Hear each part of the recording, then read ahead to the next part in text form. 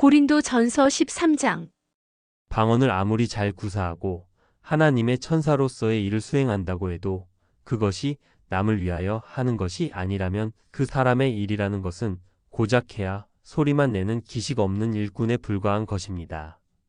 아무리 말씀을 잘 전해도 아무리 말씀을 잘 가르쳐도 그 사람의 마음에 상대를 위하는 마음이 없는 상태라면 성령께서는 그 전함을 받는 자의 마음을 열지 않으시므로 그 가르침이나 전함은 전혀 의미 없는 소리가 되는 것입니다. 뿐만 아니라 하나님의 섭리를 잘 알아서 모든 성경에 감추어진 하나님의 뜻을 깨닫고 성경 지식에 능통했다고 해도 한 조직을 통째로 무너뜨릴 수 있는 언변과 하나님을 향한 강한 믿음이 있다고 해도 남을 위하는 마음이 없이 하는 것으로는 아무런 결과를 얻지 못하게 되어 있는 것입니다. 뿐만 아니라 내가 내게 있는 모든 것을 남에게 주어 구제하는 일을 했다고 해도 그것이 남을 위한 것이 아니라 자기 만족을 위한 것이라면 그것으로는 하나님께 상을 받지 못합니다. 또 정의로운 마음으로 자기 몸을 불사르기까지 내어놓는다고 해도 그것이 남을 위한 것이 아니라 자기의 의를 위한 것이라면 그 일로 인하여 타인은 유익을 얻겠지만 정작 자신에게는 아무런 유익을 줄 수 없게 되는 것입니다. 형제가 내게 잘못을 해도 참아 주십시오. 오른손으로 망치질을 하다가 왼손가락을 다쳤다고 오른손마저 다치게 하는 사람은 없습니다. 그것처럼 나를 향한 내 형제의 잘못을 참으십시오. 그러면 형제가 용서를 구할 것입니다. 그러면 용서해 주십시오. 당신이 용서하지 못할 것은 아무것도 없습니다. 남이 잘하는 것, 남이 잘 되는 것을 기뻐해 주십시오. 손이 얼굴을 손질하고 그 얼굴만 예뻐졌다고 손이 얼굴을 미워하지는 않습니다. 그것처럼 형제가 잘 되면 같이 기뻐해 주십시오. 얼굴이 예뻐졌다고 그 얼굴이 손에게 자랑을 하지 않습니다. 그것처럼 남에게 자기의 어떠함을 자랑하지 마십시오. 손이 공을 잘 던져서 골인이 되었다고 손만 잘했다고 할 수 없습니다. 몸의 균형이 잘 이루어졌으므로 골인이 되는 것처럼 하나님의 섭리는 전체와 균형을 이루며 진행이 되는 것이니 자기가 무엇을 잘했다고 교만한 마음을 가져서는 안 됩니다. 그래서 또한 위계 질서를 지키는 것은 중요한 것입니다. 자기가 하나님이 세우신 중요한 사람이라고 해서 질서를 무시하면 그 세움마저도 폐위가 될 수 있다는 것을 잊지 마십시오. 늘 남의 유익을 구하십시오. 그러면 화를 내게 되는 원인이 발생하지 않습니다. 높음과 채움을 향하지도 않게 됩니다. 물론 형제를 위하는 것이 잘해주기만 하는 것으로 나타내야 하는 것은 아닙니다. 내가 욕을 먹을지라도 형제가 불의를 행하면 통책을 해줄 수도 있어야 합니다. 그것이 진정 형제를 위하는 것입니다. 그럴 때의 진리 안에서 피차 기뻐할 수 있는 일도 발생하게 되는 것입니다. 육신을 입고 길을 가는 우리의 길에서 만나는 모든 일은 힘든 일입니다. 힘들지 않았다면 수고라는 표현도 쓰지 않았을 것입니다. 하나님이 인생에게 수고를 주신 것은 우리를 거룩하게 하시기 위함입니다. 그러므로 우리는 그 모든 힘든 것을 참아야 하는데 그것을 참는 힘은 그 힘든 길을 가게 하신 하나님에 대한 믿음에서 나오는 것입니다. 그러므로 하나님께 모든 것을 의탁드리고 끝까지 경주하여 하나님 앞에서 아들로 깨어나는 자가 되십시다. 하나님은 이런 힘든 길을 가는 우리의 마음을 아십니다. 그러나 그럼에도 불구하고 가게 하신 것은 우리를 사랑하시기 때문입니다. 예수님을 사랑하심으로 모든 것을 주시기 위하여 모든 것을 버리게 하셨음을 기억합시다. 그러므로 우리도 하나님의 아들이 되는 그날까지 하나님의 마음을 담는 연습, 형제를 위하여 사는 사람이 됩시다. 예언도, 방언도, 성경 지식도 모두 아버지의 아들이 되는 길로 가는 수단일 뿐입니다. 수단에 집착하는 미련한 자가 되지 말아야 하겠습니다. 지금은 내가 여러분에게 성령의 법 안에서 일어나는 일에 대하여 부분적으로만 이야기하고 있는 것입니다. 여러분이 온전한 성령의 법에 다스림을 받게 되는 때가 온다면 내가 지금 하는 말도 모두 그 속에 있는 작은 것일 뿐이었음을 알게 될 것입니다. 지금은 여러분이 어린 상태이므로 된 말씀을 전하지는 못하지만 잘 자라간다면 지금 나의 가르침은 어린 아이에게 들려주는 가르침처럼 작은 가르침이라는 것도 알게 될 것입니다. 전체를 다 알기 전까지는 모든 것이 희미하게만 느껴질 것입니다. 그러나 성령의 법에 대하여 가르침을 받는 때까지 자라간다면 얼굴과 얼굴이 만나 서로를 보듯이 분명하게 하나님의 뜻을 알게 될 것입니다. 그러므로 그 길을 다 가기까지는 강한 믿음도 필요하고 또 내일에 대한 소망도 필요합니다. 그리고 무엇보다 그 길을 다 가게 하는 원동력은 나보다 형제를 위하는 마음, 곧 하나님의 절대적 사랑에 있다는 것을 잊지 말아야 하겠습니다. 고린도전서 14장. 여러분은 그렇게 사랑하려는 마음의 기초 위에서 성경을 공부해야 합니다. 성경을 공부하면서 가장 먼저 알려고 해야 하는 것은 하나님의 섭리입니다. 성경의 모든 메시지는 방언으로 되어 있습니다. 그러나 그렇다고 해서 그 방언에만 마음을 두면 안 됩니다. 성경적 방언을 많이 알면 타인에게는 성경을 깊이 있게 아는 사람인 것처럼 보이게 할지는 모르지만 방언에만 집착을 하게 되면 정작 그 방언으로 헤아려야 하는 하나님의 섭리는 볼 수 없게 되기 때문입니다. 뿐만 아니라 그 방언을 많이 알아서 방언을 사용해 깊이 있는 말씀을 전한다고 해도 듣는 사람이 그 용어를 모른다면 그것으로는 아무런 유익을 줄 수 없기 때문입니다. 그저 당신과 하나님께서 아실 뿐입니다. 또한 방언은 하나님께 기도를 드릴 때 쓰라고 만드신 것도 아니며 방언에 무슨 능력이 나타나는 것도 아닙니다. 그러나 방언을 잘 알아서 하나님의 섭리를 분명히 파악한 사람은 형제에게 길을 열어주고 형제를 위하는 결과를 냅니다. 방언의 뜻을 많이 알려고 하는 것은 일단 자기를 위한 것에 불과하지만 섭리를 잘 아는 사람은 무리 전체에 유익을 주는 결과를 냅니다. 물론 방언을 알아야 섭리도 알 수 있으니 방언을 많이 아는 것은 중요합니다. 그러나 단지 많이 알려는 것에만 치우쳐 섭리를 깨닫는 일을 등한히 하면 안 됩니다. 그것은 목적보다 수단을 중요시하는 것이므로 공부를 하는 사람의 마음 자세로는 합당하지 않습니다. 내가 여러분에게 이렇게 성경에 관하여 이야기를 할 수 있는 것도 방언을 잘 알기 때문이기는 합니다. 또한 방언을 사용하여 말씀을 전할 때에는 반드시 듣는 이 옆에 그 방언을 아는 이가 있게 하여 방언의 뜻을 설명을 해주도록 해야 합니다.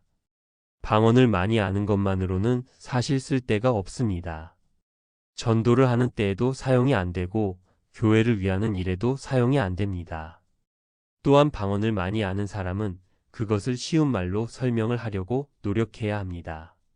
일꾼이 되기 위하여 공부를 하는 관점에서 그 노력은 인정을 해주시겠지만 정작 그 노력으로 자신이 얻는 결실은 없다는 것입니다. 왜냐하면 성경은 외우는 것으로 깨달아지는 것도 아니며 단지 암기력만이 동원되는 공부로는 말씀의 뜻을 알 수도 없게 되기 때문입니다. 마음이 어디에 있느냐에 따라 성경은 읽어지기도 하고 안 읽어지기도 하는 것입니다. 또 읽어진다고 해도 그것을 마음에 새겨 실행하지 못한다면 그것은 아무런 의미도 없는 것이기 때문입니다. 그러므로 여러분은 성경을 공부할 때 무엇이 목적인가를 분명히 알아서 그 목적에 합한 공부를 하여 개인적으로든 교회 안에서든 고르게 유익이 되도록 하십시오. 성경 공부도 결국은 나를 위함이 아닌 남을 위한 것이 되어야 한다는 말입니다.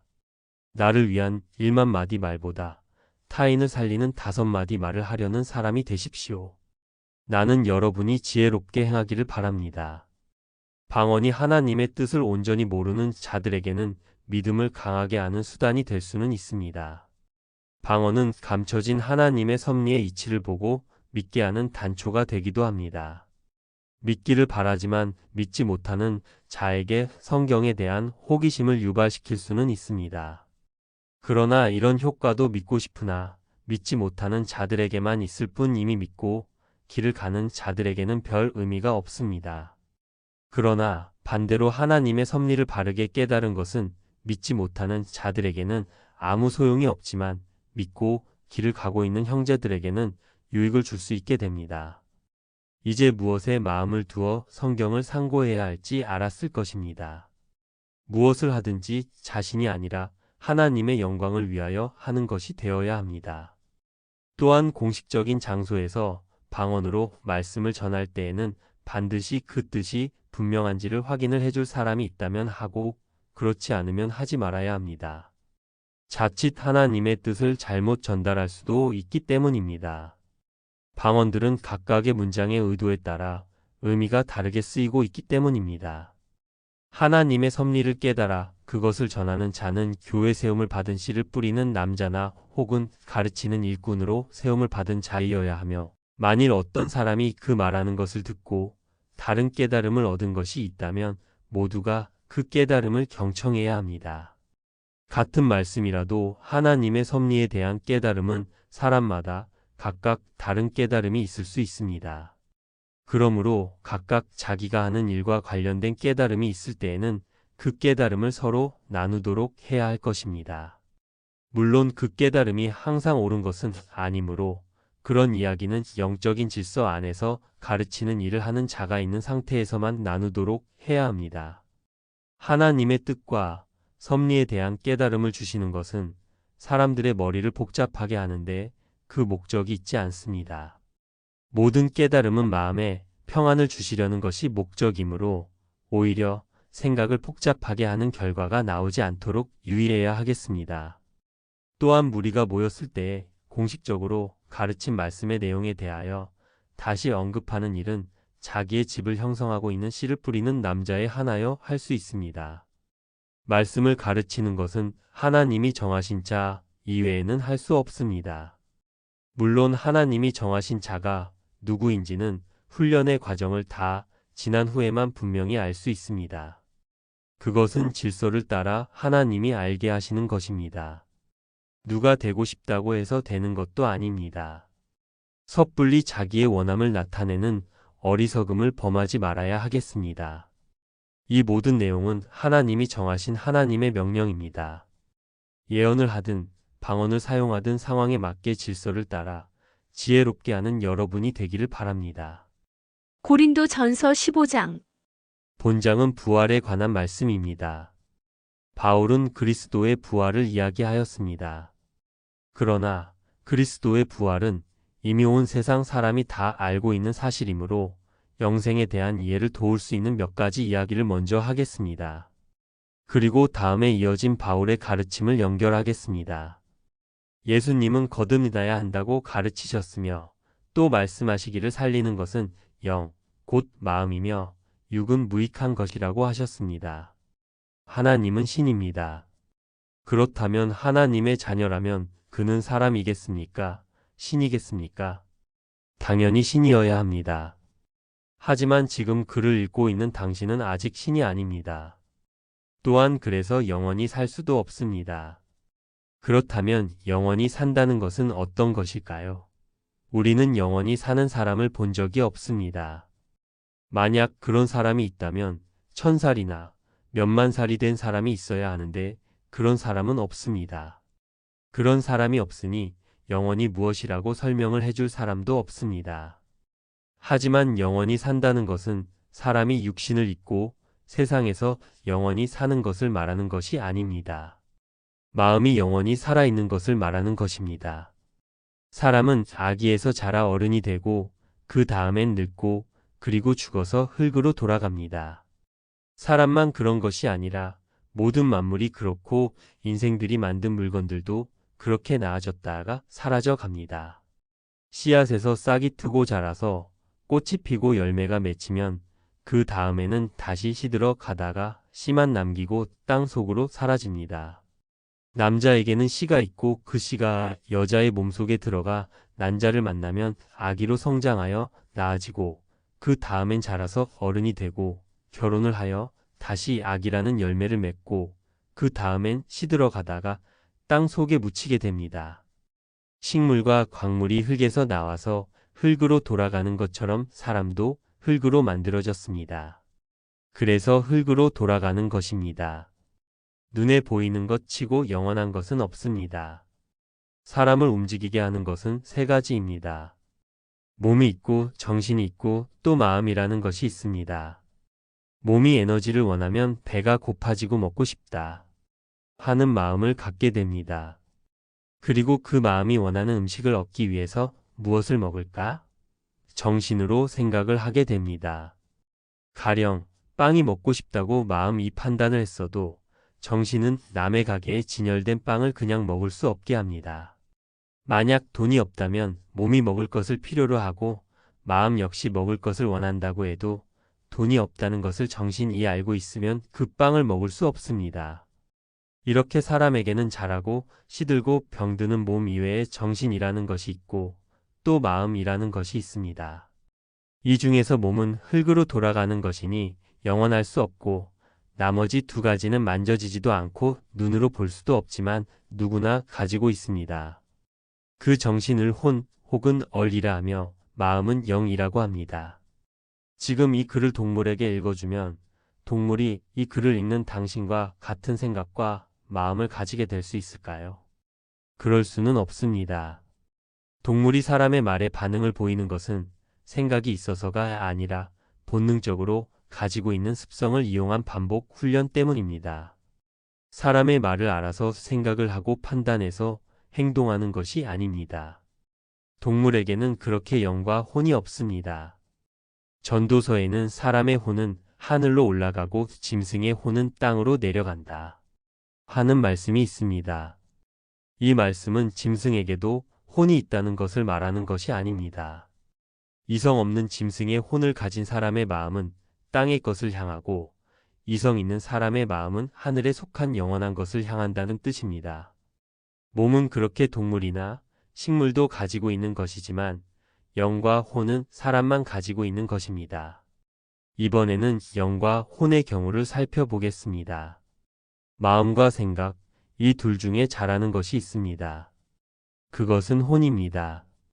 1학년이 하는 생각과 6학년이 하는 생각은 같을 수 없고 또 고등학생의 생각과 대학생의 생각은 같지 않습니다. 다시 말해 생각은 성장을 합니다. 그러면 생각하는 기능은 영원할 수 있을까요? 그렇지 않습니다. 사람이 늙어 몸이 쇠퇴하면 생각하는 기능도 같이 쇠퇴합니다. 분별력도 부족해지고 기억력도 점점 줄어듭니다. 또한 꼭 뇌의 기능이 쇠퇴하지 않는다고 해도 나이를 어느 정도 먹게 되면 자기 나름의 고정된 가치관을 정립하고 성장하는 것을 멈추게 됩니다. 그래서 나이를 많이 먹은 사람이 인생관을 바꾸는 경우는 별로 없습니다. 생각이 성장을 멈추었다는 뜻입니다. 이 혼의 나이를 우리는 정신연령이라고 말합니다. 그리고 이 혼은 성장과 쇠퇴를 하며 영원할 수 없습니다. 이제 남은 것은 마음입니다. 이것은 영원할 수 있는 것일까요? 죽고 싶어? 라고 말하는 사람의 마음이 실제로 죽고 싶은 생각이 있는 경우도 있겠지만 진짜로 죽음이 목적인 경우는 없습니다. 그것은 어떤 일에 대한 포기나 벗어남을 원하는 것이지 진짜로 목숨의 끊음을 목적으로 하지는 않습니다. 사람은 누구나 죽고 싶어 하지 않습니다. 그 원함을 갖고 있는 것이 바로 마음, 즉 영입니다. 마음의 원함은 어린아이가 원하는 것이나 어른이 원하는 것이나 늙은 사람이 원하는 것은 다르지 않습니다. 마시는 것에 대한 마음은 누구나 갖고 단지 먹어본 종류에 따라 먹고 싶은 종류만 다를 뿐 마시는 것을 원하는 마음은 동일합니다. 누구의 마음이 더 간절하다고 할 수도 없습니다. 마음은 성장을 하지도 않고 쇠퇴하지도 않습니다. 생각이 없어지는 치매라고 하는 병에 걸리게 되면 마음만 있는 상태에서 정신이 없으므로 마음의 원함을 조절하지 못하고 마음이 가는 대로 행동을 하게 됩니다. 몸은 씨를 통해 만들어지고 생각은 교육을 통해 뇌가 발달하며 생겨나는 것인데 그러면 마음은 어디에서 나온 것일까요? 이것은 하나님이 사람에게만 몸과 함께 주신 것입니다. 이 마음은 사람에게 신이 되는 기회를 부여하기 위해서 주신 것입니다. 이것을 일컬어 영을 불어넣었다 라고 하는 것입니다. 그래서 성경에 보면 하나님은 영이시다 라는 말씀도 있고 몸은 무익한 것이고 하나님이 살리는 것은 영이다. 라는 말씀이 있는 것입니다. 당신이 알고 있던 어떤 사람이 어느 날 사고를 당해서 얼굴이 망가져 성형수술을 했다고 합시다. 수술을 하고 나니 다른 얼굴이 되었습니다. 그러면 그 다른 얼굴을 가진 사람은 당신이 전에 알던 사람일까요? 아니면 모르는 사람으로 바뀐 것일까요? 얼굴이 바뀌었다고 내가 모르는 사람이 되는 것은 아닙니다. 또 생각해 봅시다. 지금 이 글을 읽는 당신이 자고 있다가 깨었는데 잠을 자는 사이에 하나님이 다른 몸을 입혀주셨습니다. 그리고 당신이 깨어서 거울을 보았더니 다른 모습을 갖고 있었습니다. 그는 당신입니까? 아니면 다른 사람입니까? 당신의 모습이 바뀌었다고 다른 사람이 되는 것은 아닙니다. 마음과 정신이 살아있으면 몸은 얼마든지 다른 몸을 입어도 나는 살아있음을 느낄 수 있습니다. 하나님이 흙으로 사람을 만들었다는 것을 전제로 한다면 마음만 살아있으면 몸은 얼마든지 바꿔 입을 수 있는 것이니 영원히 살 수 있다는 것이 어떤 것인지를 이성적으로 이해할 수 있는 것입니다. 또 모든 것이 흙에서 나와서 흙으로 돌아가므로 사람도 흙에서 나왔다는 추론을 하는 것 역시 이성적으로 무리 없는 추론입니다. 성경에는 사람들의 죽음을 일컬어 잠들었다 혹은 저가 잠에라고 표현되는 경우가 많습니다. 영이 산 사람의 육체는 단지 자는 것이지 죽은 것이 아니라는 것입니다. 그러면 과연 어떻게 하면 마음이 영원히 살 수 있는지를 설명해 보겠습니다. 성경에는 생명이라는 말이 있습니다. 하나님은 사람을 흙으로 지으셨지만 본래는 에덴 동산에서 영원히 살 수 있는 상태로 만드셨습니다. 선과 악을 모두 가지고 있으면서 선만을 마음에 두고 악을 향하지 않는 마음의 상태로 만든 것입니다. 그리고 그 선과 악을 분별할 수 있는 능력을 하나님과 동일하게 발휘할 수 있도록 최소한의 악을 에덴 동산에 두셨습니다. 만약에 그것이 없다면 사람은 선과 악을 분별할 수 없는 단순히 인형에 불과한 존재가 되고 말기 때문입니다. 에덴에 모든 좋은 것과 아름다운 것을 두었지만 그것을 보고 좋다고 느끼기 위해서는 반드시 안 좋은 것이 있어야만 합니다. 좋다는 마음의 느낌은 상대적인 것이라서 반드시 안 좋은 것을 봐야 다른 것이 좋은 줄을 알 수 있기 때문입니다. 그것은 마치 흰 종이가 희다라고 느끼기 위해서는 그 위에 검은 점 하나가 필요한 것과 같습니다. 이것을 일컬어 필요악이라고 말합니다. 그 필요악은 이선이 될 수 있게 하기 위하여 반드시 필요한 것이라는 뜻입니다. 만약에 선만 있고 그 필요악이 없는 상태가 되면 사람은 판단력이 없는 로봇과 다르지 않은 상태가 됩니다. 하나님은 그런 로봇을 원하신 것이 아닙니다. 교통이 가능한 자식을 원하신 것이기 때문에 스스로 판단할 수 있는 환경 조성을 위하여 선악과 라는 최소한의 필요악을 에덴 동산에 두신 것입니다.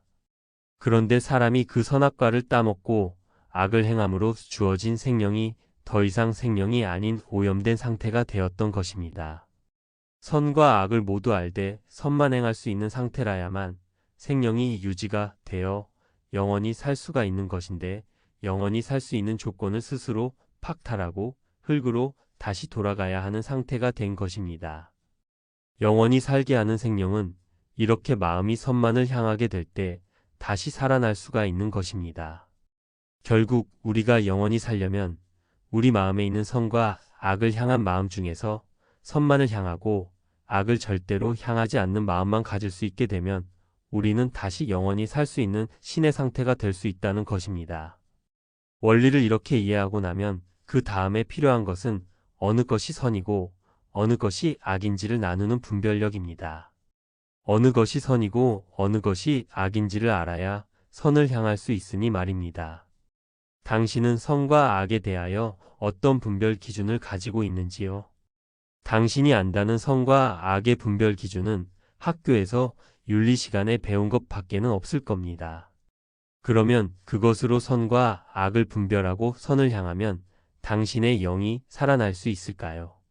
그럴 수 없습니다. 왜냐하면 그것은 상황 윤리, 즉 상황에 따라서 변질되는 윤리적 선이기 때문입니다. 길을 가다가 소변이 마려우면 화장실로 가야 됩니다. 만약에 화장실이 아니라 길에서 소변을 보게 되면 경범죄를 짓는 것이 됩니다. 또 길에 휴지를 버리는 것이 죄는 아니지만 윤리적으로는 어긋나는 일입니다. 또 길에 쓰레기를 버리는 행동은 보통 비양심적이라고 하거나 부도덕하다고 말합니다. 하지만 이런 윤리나 도덕이나 법적 기준들은 어느 곳에서나 반드시 선과 악으로 규정되지 않습니다. 화장실도 없고 쓰레기를 치우는 사람도 없는 오지에서 살고 있는 사람에게 그 기준은 적용될 수 없습니다. 언제 어디서나 또 누구에게나 반드시 옳은 진리적 기준이라야만 영원이라는 코드와 연결이 될 수 있습니다. 이번에는 윤리나 도덕의 수준이 아닌 법으로서의 중죄에 해당하는 살인의 경우를 생각해 봅시다. 사람을 죽이는 일이 언제나 악을 행한 것일까요? 윤리나 사회의 법적으로는 아니다. 가 답입니다. 윤봉길이라는 사람이 총을 쏴서 분명히 사람을 죽였는데 우리는 그 사람을 의사, 즉 의로운 사람이라고 말합니다. 독립운동을 하던 사람들이 전쟁터에 나가는 것은 사람을 죽이거나 자기가 죽을 수도 있는 상황으로 스스로 가는 것입니다. 거기에서 많은 사람을 죽이면 그 살인은 잘한 일이 되기도 합니다. 이렇게 세상의 윤리나 법이라는 기준은 상황에 따라서 행한 결과를 선으로 판단하기도 하고 악으로 판단하기도 합니다. 그러니 이 기준으로 선과 악을 분별하여 선을 행했다고 그 선으로 영이 살 수는 없는 것입니다. 영원히 사는 방법으로서의 선을 행하기 위해서는 그 선과 악을 분별하는 법, 이 영원히 또 언제 어디서나 반드시 옳은 기준이어야 합니다. 그래서 하나님은 세상에서 언제 어디에서 사는 사람이든지 관계없이 항상 옳은 것과 항상 그른 기준, 즉 선과 악을 분별할 수 있는 기준을 정해 주셨습니다. 그것이 바로 하나님의 법입니다. 성경은 그것을 성령의 법, 혹은 어미의 법, 혹은 마음의 법이라고 말합니다. 그리고 솔로몬이 쓴 두 권의 책인 잠언과 전도서의 마지막에는 이 두 권의 책은 한 목자가 주신 진리의 말씀이다. 라는 말이 기록되어 있습니다. 그 법의 기준을 따라 선과 악을 분별하여 마음과 행동으로 선한 것을 행하고 악을 멀리하면 그때 우리의 영은 영원히 살 수 있는 조건을 갖추게 되는 것입니다. 마음이 온전히 악을 버리고 선을 택할 줄 알게 되는 때를 일컬어 거룩하다 하거나 혹은 영이 살았다 라고 말하는 것입니다. 부활 후에 있게 되는 변화된 육신은 물리학적 범위 안에서 이해될 수 있는 것이 아닙니다. 아무리 과학과 의학이 발달을 했어도 사람은 풀 한 포기를 창조하지 못합니다. 그 풀 하나가 어떻게 만들어졌는지를 알 수 없는 것처럼 변화된 육신의 상태가 어떤 것이라고 상상이 안 되는 것도 같은 맥락에서 이해하면 될 것입니다. 영이 산 자가 어느 날 잠을 잡니다. 그리고 어느 날 깨어보니 세상이 아니고 하나님 앞입니다.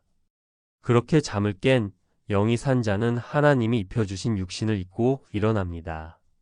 그때 그 기억 속에 자리하고 있는 인생 중에서의 일은 꿈을 꾼 것으로 기억이 됩니다. 사람이 잠을 자는 중에 꾼 꿈이 아무리 황당한 것이었더라도 깨고 나면 그것을 계속 기억하지 않습니다. 왜냐하면 그것은 사실이 아니기 때문입니다. 하나님 앞에서 깨었을 때에 영이 산 자는 그렇게 세상의 일을 사실이 아닌 것으로 인식을 하게 됩니다. 그래서 바울은 부활을 설명하는 본장에서 나는 매일 죽는다 는 말을 하는 것입니다. 인생에게는 그저 오늘만이 있을 뿐이기 때문입니다. 성경 본문 풀어쓰기 이어붙입니다. 우리는 이와 같은 영생의 소망을 품고 말씀을 따라 고난의 길을 가는 것입니다. 만일 그리스도 안에서 우리가 바라는 것이 다만 이생뿐이라면 세상에서 우리만큼 불쌍한 사람도 없을 것입니다. 그러나 그리스도께서 죽은 자 가운데서 다시 살아 잠자는 자들의 첫 열매가 되셨습니다. 사망이 사람인 아담으로 말미암은 것처럼 죽은 자의 부활도 사람으로 말미암는 것이 되어야 논리에 합당합니다. 그래서 아담 안에서 모든 사람이 죽은 것 같이 그리스도 안에서 모든 사람이 영원한 삶을 얻을 수 있게 하신 것입니다. 하나님이 부르시고 길을 가는 사람들은 영적 부활을 먼저 하게 되는데 그것을 거듭난다고 합니다. 그러나 그 거듭난 상태는 사람마다 차이가 있습니다. 처음부터 영이 산 자로 시작하는 사람의 육체를 가진 자도 있고 세상에서도 잘 살고 싶고 말씀도 따라가고 싶은 마음을 가진 짐승의 육체, 세상에는 마음이 없고 하나님만을 향한 마음을 가진 새의 육체, 하나님을 향하지 않되 그렇다고 세상의 물들은 마음을 가지고 있지도 않은 물고기의 영적 육체를 가지고 거듭난 상태가 됩니다. 사람의 육체를 가진 자도 하나님의 마음을 알아가면서 하나님의 아들로 성장을 해가는 것이고 다른 육체를 가진 자들도 각각 성장을 하며 동일한 길로 가는 것입니다. 그리고 각각의 육체가 먹는 음식이 다르듯이 육체마다 마음에 새겨지는 말씀도 각각입니다. 하나님은 그렇게 각각의 그릇을 만드십니다. 그리고 그 그릇들을 성전에서 사용하는 도구로 쓰십니다. 그들을 하나님의 섭리를 진행해 가는 수단으로 쓰시는 것입니다. 인생은 그 일을 하면서 스스로 자기를 구원하는 길을 가게 되는 것입니다. 그러므로 마음을 씻고 일꾼으로 만들어져 가는 방법은 각각 다릅니다. 지식과 지혜가 많다고 해서 쉬운 일에 사용이 되고 적다고 해서 힘든 일에 사용이 되는 것이 아닙니다. 그래서 지혜와 성경 지식의 많음을 추구하거나 높아지려 하는 것은 금해야 합니다. 결국 인생은 썩을 육체를 사용하여 일하고서 썩지 않는 것을 받는 것입니다. 흙에 속한 자는 흙에 속한 자들과 같이 살아갈 것이고 하늘에 속한 자는 하늘에 속한 자들과 같이 살아가게 되는 것입니다. 그러므로 이제 허상적인 땅의 일에 마음을 두게 하는 곳에서 떠나 하늘, 곧 하나님의 법으로 다스림을 받는 하늘나라의 백성, 곧 천국 백성이 되어야 할 것입니다. 천국은 그렇게 살아서 가는 곳이며 백성으로 있다가 일꾼이 되고 일꾼으로 있다가 아들의 마인드를 갖게 되어 육신이 살아있는 상태에서 하나님의 안식에 들게 되는 것입니다. 그러면 육신이 살아있든지 죽든지 의미가 없어지는 것입니다.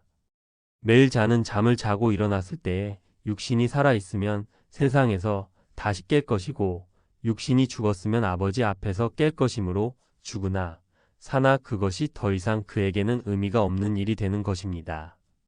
그것이 바로 영원한 삶을 이미 살고 있는 자의 마인드인 것입니다. 그래서 바울은 말하기를 사망아, 너의 이기는 것이 어디 있느냐? 사망아, 너의 쏘는 것이 어디 있느냐? 라고 합니다. 이 말이 바로 인생이 두려워하는 육체가 죽는 사망에서 벗어난 상태임을 말하는 것입니다. 행위의 율법이 아니라 마음의 율법을 따라가면 이처럼 사망을 이기게 되는 것입니다.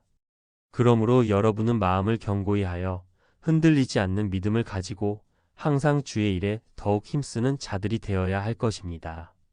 여러분의 수고는 결코 주 안에서 헛되지 않을 것입니다. 16장은 바울 당대의 상황에서 하는 이야기이므로 풀어쓰지 않습니다. 표기된 네이버 카페 농부의 지혜로 찾아가시면 성경 내용 전체의 설명글을 가입 절차 없이 읽으실 수 있습니다.